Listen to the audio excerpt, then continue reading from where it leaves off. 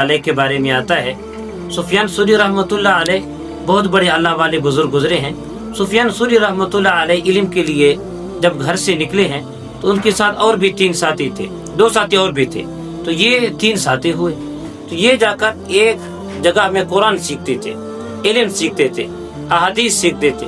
تو وقت گزرتا گیا، ان کے پاس افاقہ آیا، کھانے پینے کا کوئی چیز نہیں تھا۔ وہ پریشان ہوئے کہ کھانے پینے کا کوئی چیز نہیں ہے۔ تو انہوں نے مشورہ یہ کی ہے، طے یہ کی ہے کہ اب ایک ساتھی جا کر مزدوری کرے اور باقی جو ہے وہ جا کر اپنے علم سیکھیں گے۔ تو اسی طرح جب ایک باری ہوا تو وہ اس نے وہاں سے اٹھ کر کے مسجد میں جا کر پورے دن اللہ سے مانگتا رہا کہ اللہ میں کس کی مزدوری کروں اور کس کے سامنے ہاتھ پھیلاؤں۔ میں آپ کے سامنے ہاتھ پھیلاتا ہوں کہ آپ رزق دینے والے ذات ہیں، آپ دینے والے ذات ہیں، میں آپ کے سامنے ہاتھ پھیلا رہا ہوں۔ پورے دن اس نے اللہ کے سامنے مانگا، اور جب شام ہوئی تو وہ واپس آئے۔ تو سفیان ثوری نے پوچھا، 2 ساتھی جو علم سیکھنے کے لیے گئے تھے جو واپس آئے، انہوں نے پوچھا کہ کیا کچھ لائے ہو؟ اس نے کہا میں نے ایک ایسے بادشاہ کا جو ایک ایسا بادشاہ کے جو ہے مزدوری کی ہے، وہ دینے میں آئے نا بہت کچھ دے سکتا ہے، تو آج مجھے دیا کچھ نہیں۔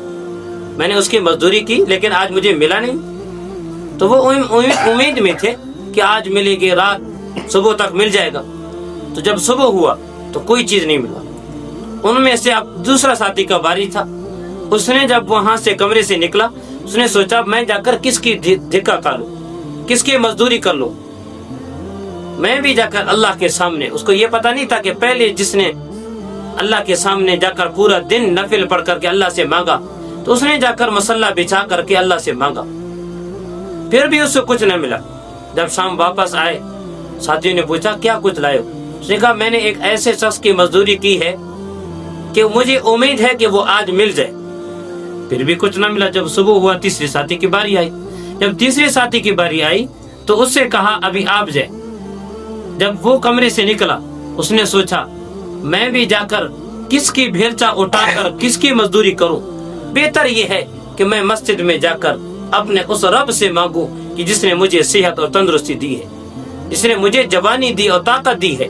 اس نے جا کر مصلی بچھا کر کے پورے دن اللہ سے مانگتا رہا۔ جب شام ہوا واپس آئے، ان ساتھیوں نے پوچھا کہ آپ نے کیا کچھ لایا ہے؟ اس نے کہا میں نے مزدوری کی ہے لیکن آج مجھے ملا نہیں ہے، مزدوری کی ہے لیکن ملا نہیں۔ تینوں ساتھی امید پر ہیں، ہر کسی کے دل میں یہ خیال ہے کہ آج آ جائے گا، اتنا وقت میں آ جائے گا۔ امید ایک اللہ پر تھا۔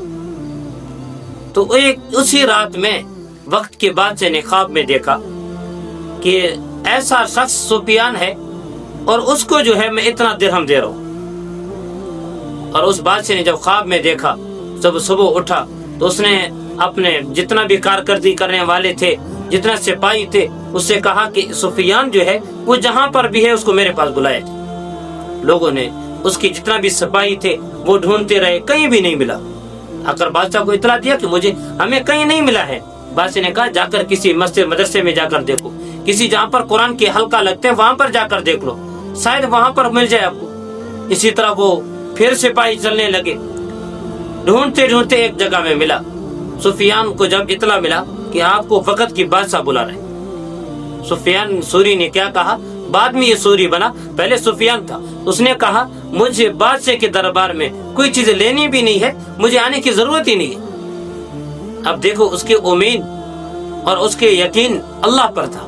آج کل اگر کوئی بڑا آدمی نامور یا قداور شخص بلایا جائے، اگر بلا لے تو فوراً انسان کہتا ہے بس ابھی میں پہنچ جاؤں۔ تو اس وقت یقین اللہ پر تھا، اس نے کہا ہمیں وہاں پر آنے کی کوئی ضرورت نہیں ہے۔